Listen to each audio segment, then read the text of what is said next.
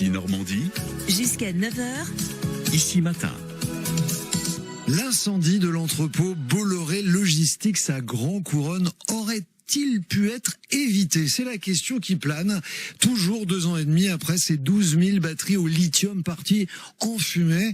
Nouvelle révélation ce matin sur votre radio ici Normandie. Tristan Barrault, le secrétaire de l'Union des victimes de Lubrizol, répond à vos questions. Bonjour Christophe Olville. Bonjour. Merci d'être avec nous ce matin en studio. Vous vous appuyez sur un rapport, 13 pages, réalisé par un bureau d'enquête et d'analyse sur les risques industriels. Qu'est-ce que vous en retenez ce matin?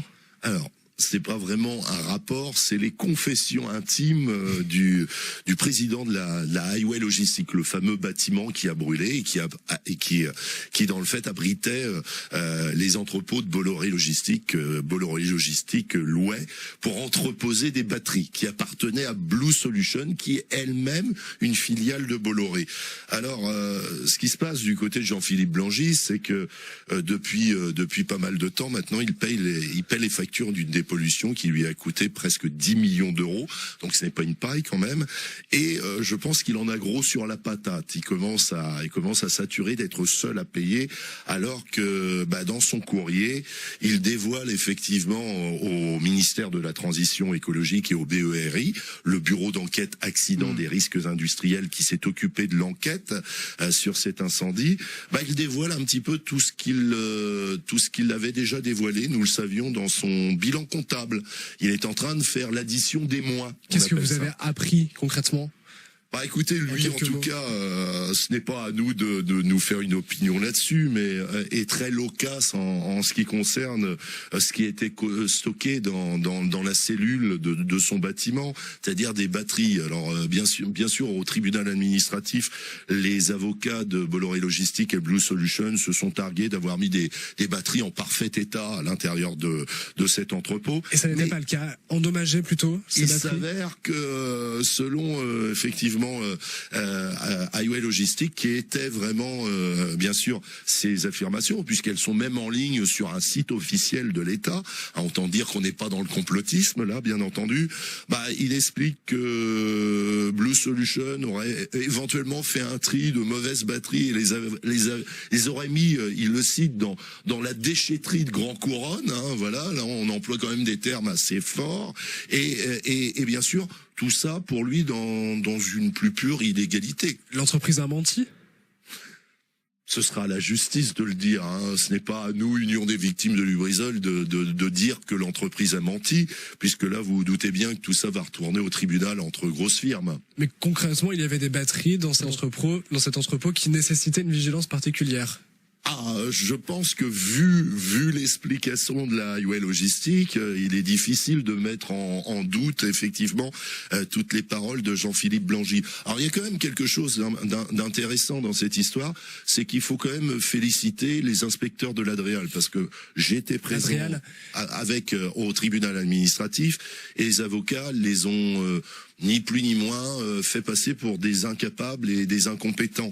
Et il s'avère que tout ce qui avait été dit par Christophe Ward, le responsable de l'Adréal qui plaidait, s'avère ni plus ni moins être confirmé par la Highway Logistique. Christophe Olville, quand on lit ce rapport, est-ce qu'on se dit que finalement l'accident aurait pu être évité s'il y avait eu plus de vigilance? Alors on va vous donner le sentiment de l'Union des victimes de Lubrizol, dont je me fais le porte-parole. Bien évidemment, je pense que honnêtement, quel intérêt pendant 4 ans de venir stocker des batteries, des Blue Cars, vous savez, les fameuses voitures en libre service à Paris. Oui. Quel intérêt de venir stocker ici à Grand Couronne toutes ces batteries, toutes les batteries des bus de la RATP et ceux de Berlin qui avaient brûlé, qui avaient des problèmes. Ça avait été d'ailleurs déterminé par Blue Solution lui-même.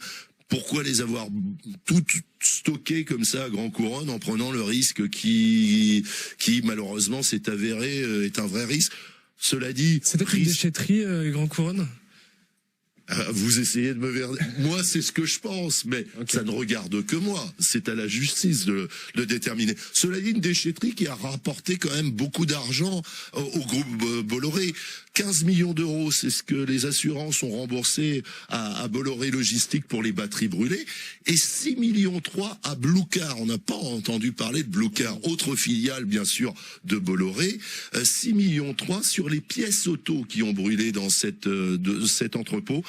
Sur des voitures, je serais curieux de savoir combien il en reste en circulation en France, quelques centaines peut-être, un stock colossal de pièces auto qui potentiellement ne valait plus grand-chose puisqu'il n'y a plus de voitures qui roulent. Donc 6 millions 3, faites le calcul, 21 millions, plus de 21 millions d'euros remboursés par les assurances. J'aimerais avoir la même compagnie d'assurance parce que je ne suis pas sûr que ici dans les locaux de France Bleu, si vous avez une trottinette électrique qui prend feu sur une mauvaise prise, je ne suis pas sûr qu'on vous rembourse la même somme. En quelques mots, quelle sera la suite pour cette affaire suite à après ces révélations? Faut-il des sanctions pour Bolloré Logistics? Là encore, je vous le dis, c'est à la justice d'en décider. Si aura-t-il bien une plainte, sûr, une plainte? Est-ce qu'il y si aura une j'avais la responsabilité de la justice, si l'Union des victimes avait cette responsabilité, moi je dirais même que si tout ça s'avère 100% vérité, ça mériterait même une petite peine de prison. Il va y avoir une plainte? Oh, ils sont certainement d'ailleurs très certainement des gens en procédure dans l'ombre. Christophe Helleville, merci beaucoup d'avoir été avec nous en studio ce matin, secrétaire de l'Union des victimes de Lubrizol.